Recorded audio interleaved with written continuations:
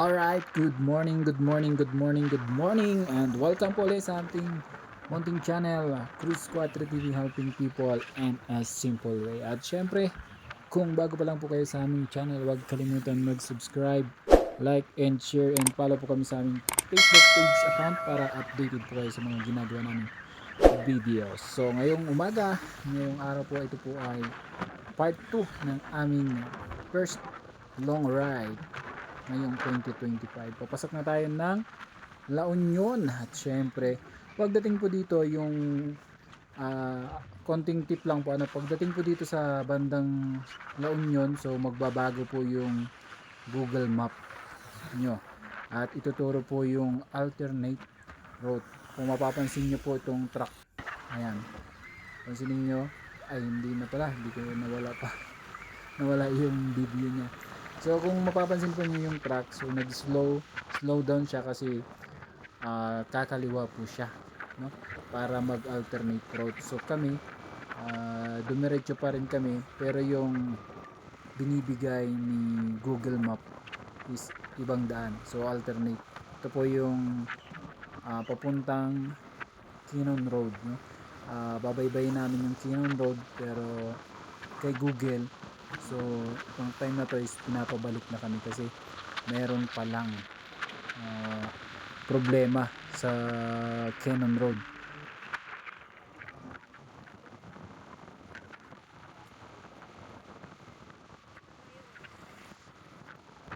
So susubukan pa rin natin na kasi yung mas mabilis or mas malapit yung way ng Cannon Road.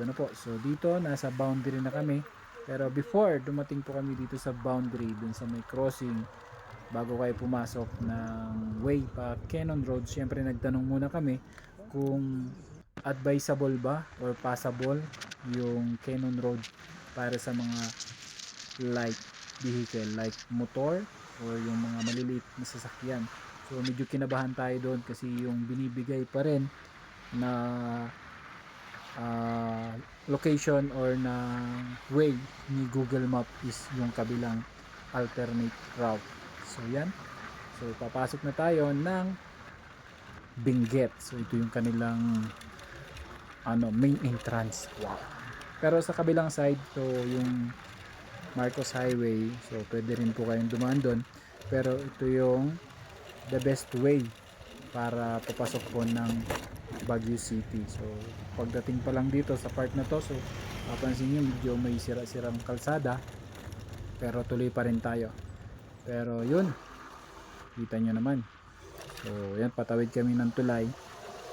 Ayan, patawid tayo ng tulay. So itong mapapansin nyo yung isang crossing, so ito yung binigay na alternate route. So dito kayo lalabas. Ayan, kung hindi ako nagkakamali. So tuloy-tuloy yung biyahe natin. So shoutout sa lahat ng mga solid supporters natin, and then syempre thank you sa pagsama sa aming part 1 ng biyahe natin from Bulacan. So nag-stop tayo ng bandang Tarlac. So dito makikita nyo at mapapanood nyo yung rides namin. Ayan, napakaganda po ng view, and then maganda yung sikat ni Haring Araw, kaya masarap bumiyahe pero alalay pa rin tayo dito, no? Tip na lang din natin sa mga katulad nating riders pagdating dito sa part ng Cannon Road, kung paakyat kayo ng Baguio, so kailangan talaga ng dubling ingat dahil may mga surprise attack na naman na magaganap dito. May mga kurbada na kinurbada at yung mga alanganin na lugar na kung saan talagang mabubulaga kayo, kaya yung takbo natin dito mostly nasa 50 or 40 to 50 km per hour. Kung mapapasin nyo sa baba niyan dito sa ay cellphone. bangin, no? Kaya pag nag-overshoot ka, sigurado overshoot ka din sa baba, kaya dubli ingat po Ganyan. So yan, palapit na po kami. Banda rito ay maganda na yung kalsada, asfaltado po yung kalsada dito, so very smooth yung takbo natin dito. So pansin nyo may nakasalubong kaming truck, pero medyo maliit siya, no? Yun nga, base po doon sa nakausap natin before tayo pumasok ng Canyon Road. So mga light vehicle lang daw po ang nakakapasok dito. So ibig sabihin yung maliliit lang, no.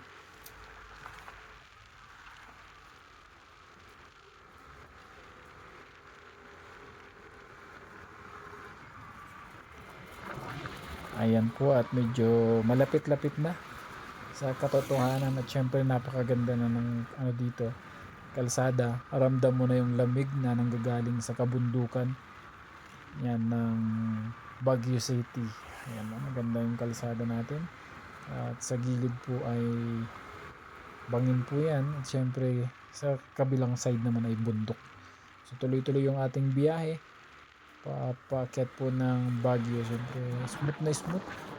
At dito nga sa part na to, so medyo may natanaw tayo at medyo alanganin tayo dito. Medyo kinabahan tayo dahil ito yung bumulaga, isang malaking landslide, pero ginawa nila ng paraan para makadaan yung mga sasakyan, no. Ayan po, Ay, ito. napakalaking landslide po ito. Ito yung Oh my gosh. lugar na kung saan ay naharangan yung buong kalsada, po. So ginawa na lang nila ng alternate, no, sa baba. Ayan, meron pa dun sa kabila para makatawid po dito sa landslide.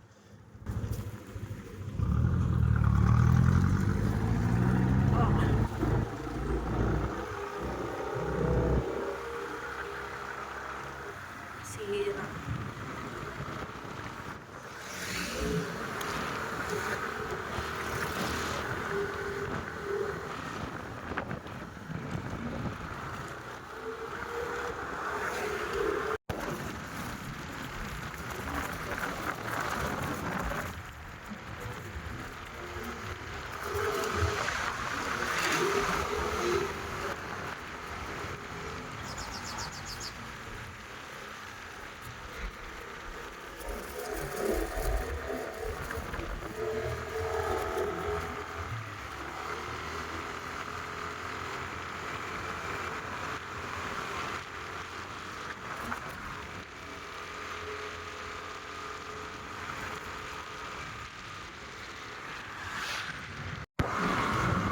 So yan, magandang umaga po. Good morning. At syempre, ay pinapawin natin yung kahabang ng road. Medyo dahan lang tayo kasi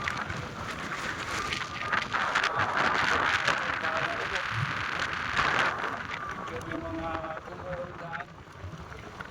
Kaya pala kanina ayaw kami padaanin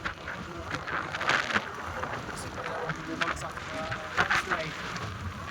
Bumagsak yung landslide na kapanyang yung kalsada. Pero nadadaanan naman siya.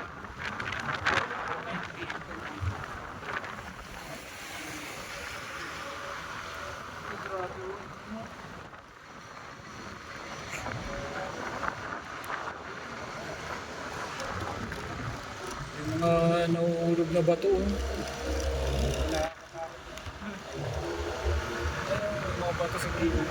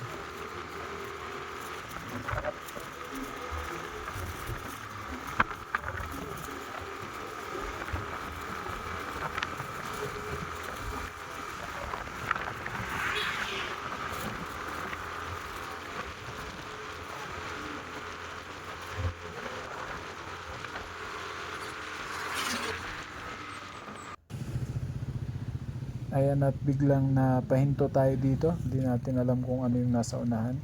So hintayin natin na mabante yung nasa harapan natin na truck at hindi tayo makalusot sunod-sunod yung dumaraan. Ano po? So ayan, so one way pala may ginagawang tunnel kaya hindi kami makalusot. Kaya natin na mabakante para kami naman yung makadaan. So yan po. Yan. So nasa likod kami ng truck at tuloy-tuloy yung biyahe natin. So kung mapapansin nyo dito sa banda dito, pansinin nyo po yung truck at nag-signal light siya. Ayan, so magsi-signal light na siya. Oops, ayan, so ibig sabihin kakaliwa kaya umarangkada rin tayo. Oops, muntik na. Ayan, so bigla siyang huminto. Muntik na rin tayong masubsob sa likuran niya. So yan, kaya doble ingat pa rin.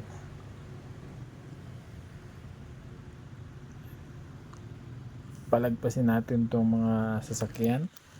Tayo naman yung arangkada, no? So one way lang po kasi yun, kaya pagdating po sa part na yun, alalay lang tayo, no? So muntikan na tayo dun sumalpok sa likod ng truck. So medyo makapit pa yung preno natin, kaya pag magbabiyahe tayo, no, double check natin yung mga brake natin, kung pwedeng palitan na natin para pagdating sa mga ganong sitwasyon, so kahit pa paano po ay magiging maayos yung ano natin.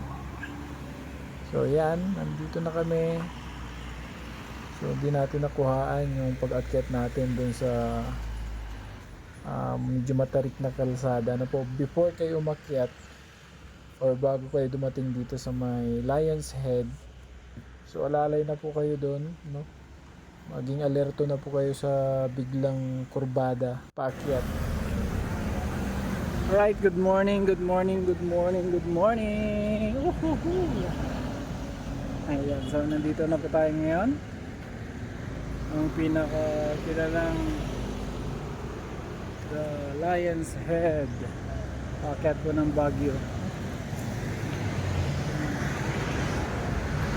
Ating cameraman.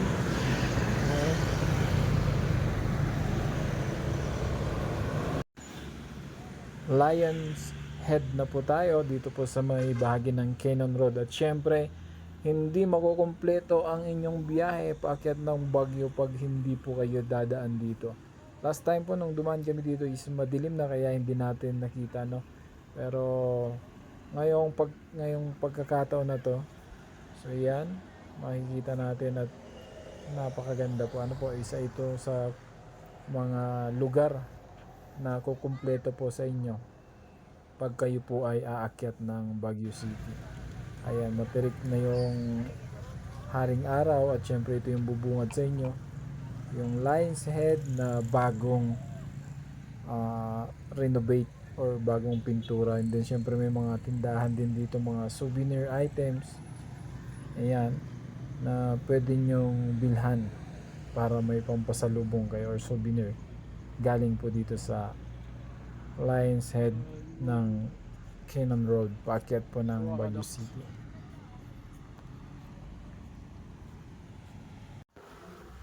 Time check natin dito is 11:22. Almost 8 hours po yung ating biyahe from Bulacan to Baguio City. Welcome po sa Baguio City. So nandito na po tayo sa malapit sa town proper po ng Baguio. So ikot-ikot lang tayo dito. Ayan, kung mapapansin nyo po, marami ng sasakyan. Ayan, at meron na ring Grab. Pwede na kayong umorder. Ayan. So kasama na po yung stopover namin na isang stopover, at yung pangalawa po yung doon sa Lion's Head. So higit kumulang 8 oras po yung ating biyahe. So maraming salamat po sa pagsama sa aming biyahe. Ayan, galing po ng Bulacan hanggang dito po sa Baguio City. At syempre, yung mga bago pa lang po na nakakapanood sa aming channel, huwag kalimutan mag-subscribe, like and share. At follow nyo po kami sa aming Facebook page account. So maraming salamat po. And God bless po sa ating lahat. See you po sa susunod naming mga video.